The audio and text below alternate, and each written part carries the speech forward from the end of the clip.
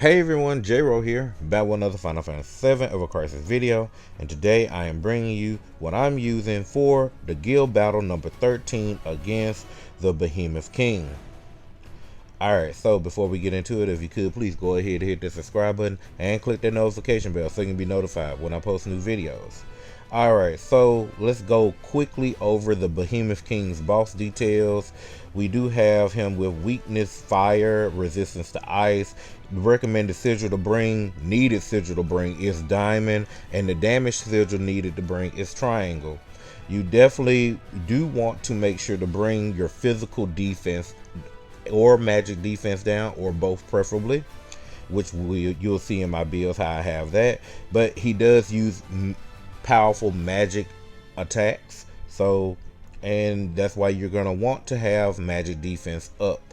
All right, so let's go ahead and look at the team that I am bringing. I am of course bringing the Vincent, RedXIII, and Lucia team. Before we get into their builds, let's go ahead and start off by checking out the high wind.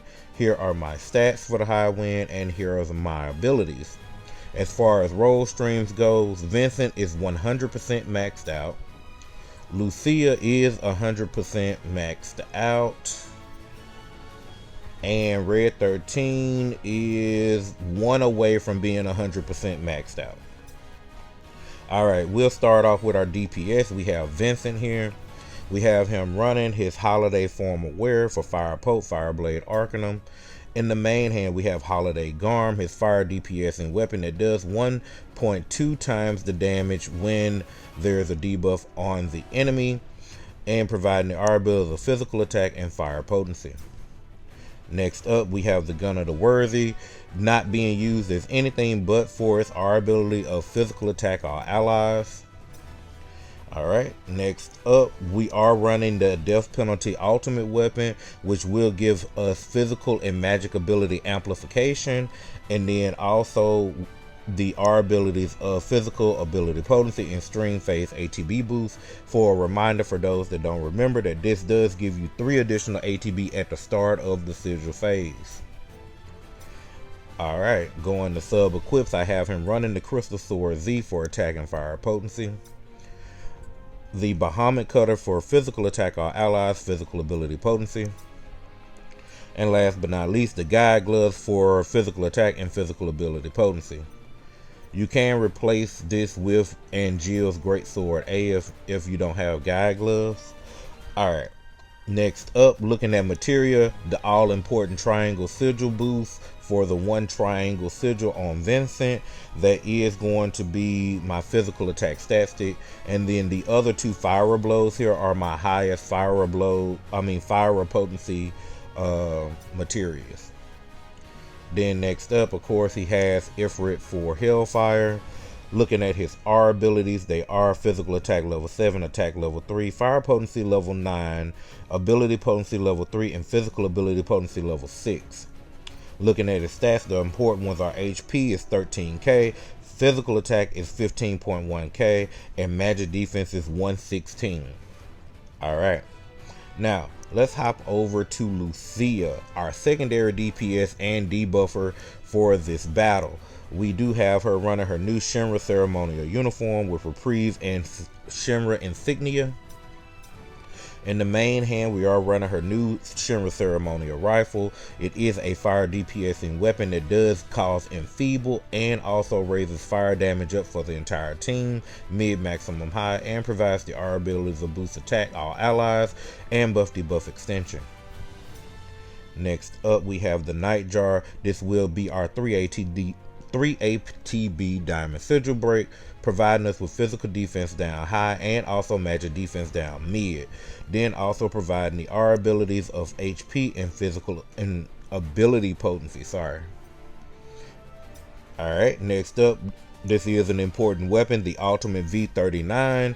This weapon allows Lucia to buff 1 character physical attack and magic attack to high, and also provides the R abilities of buff debuff extension and physical defense.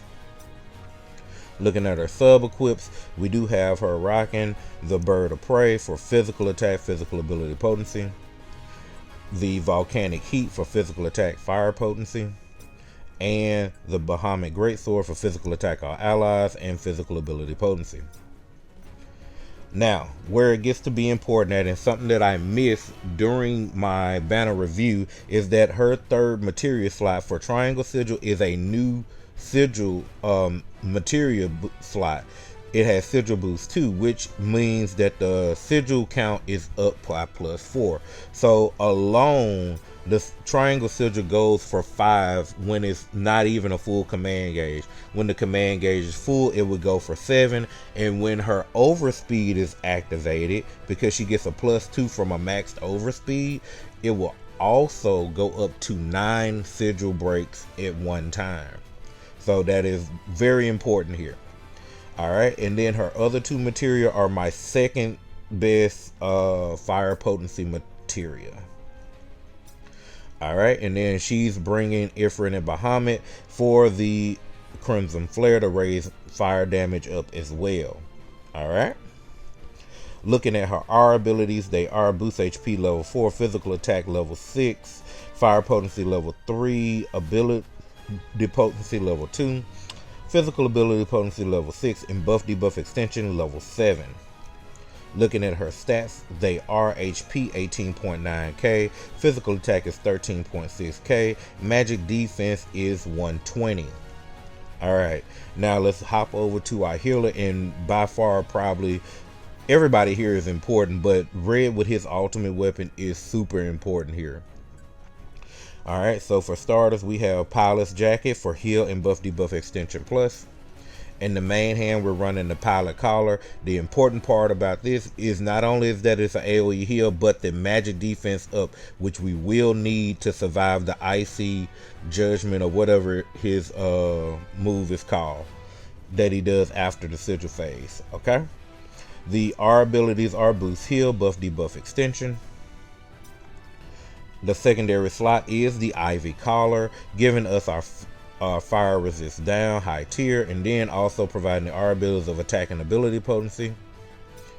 Then next up, the most important thing on RedXIII outside of the Pilot's Collar is Limited Moon, which this move allows us to get a heal, but not only that, it gives the whole team exploit weakness for 60 seconds and provides the R abilities of heal and interruption arcanum all allies, which boosts our damage during the interruption of the sigil phase for 40% damage. So very important here, because that's an additional 40% damage once we break the sigils.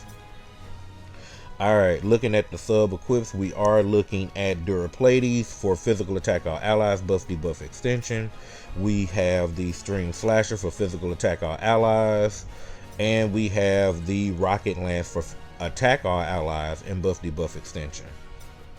Looking at his materia, even RedXIII has a triangle sigil on him. And then he also has a fire blow, because I do run mine on basically what I call the old manual, where auto C abilities are turned on, which you will see while I'm doing. RedXIII will cast this fire blow on his own. And then also I do have another material here that's a physical attack stat stick. And just so we can have it, the Sled Fang for basically a quick limit break, okay? Alright, looking at his R abilities, they are boost heal level 9, attack level 4, ability potency level 3, buff debuff extension is level 7. Looking at his stats, they are HP 13k, physical attack is 10.1k, magic defense is 144, and heal is 5.1k. And in case you were wondering what all of my party-wide R abilities are, here they are. I'll just scroll through them. You can pause on them and take a look at them if you need to. All right. And just for noteworthy purposes, the armory, all I have these weapons maxed out. It's 100%, of course. Level 80 armory is all the possible gear that's needed, and also every weapon at 120 OB10. So those 20 weapons are there, and those 10 pieces of gear are there. So Just I always do auto formation for that just to get it. All right. Well, with that being said, let's go ahead and show you how I am handling the stage 6 level of guild battle number 13.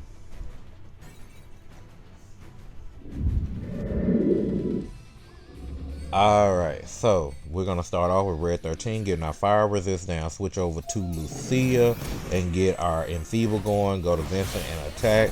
With Lucia, get our physical defense down, Vincent attack, switch over to Red to do triangle sigil break, switch over to Vincent to do triangle sigil break, and Lucia to at least do 1 to 2 triangle sigil breaks.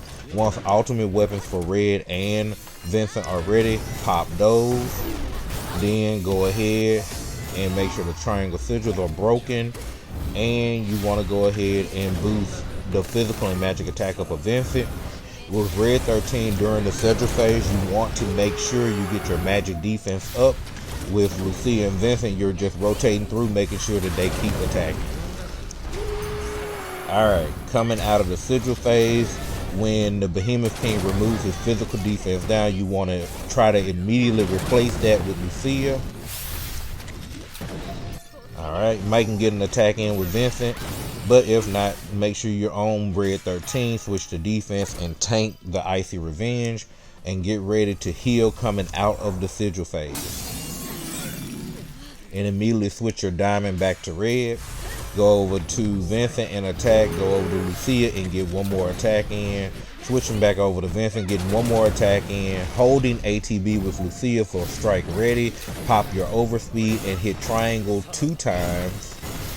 And then go ahead and switch between Red and Vincent for 1 triangle sigil apiece. Go ahead and get that heal and exploit weakness going with Red one more time. Get death penalty going right before the sigils will be broken. As you can see, I got plenty of time left here to get that one last diamond sigil, and Red did it with a fire blow. Here you just want to rotate through Lucia and Vincent, and once you notice that the interruption bar is almost gone, you want to cut off Vincent's next attack. So see right here, cutting it off right here to go ahead and do the summons. Don't wait for that long animation to finish, just do your summons. And as you can see, I'm aggressively pressing skip up there. Alright. Now that we have gotten through the summons, it should be just enough time to get 1 to 2 more hits in. I got 5 seconds, so switch hit with Vincent, switch to Lucia, switch back to Vincent. And I had 1 more registered attack before it ended. And there you have it.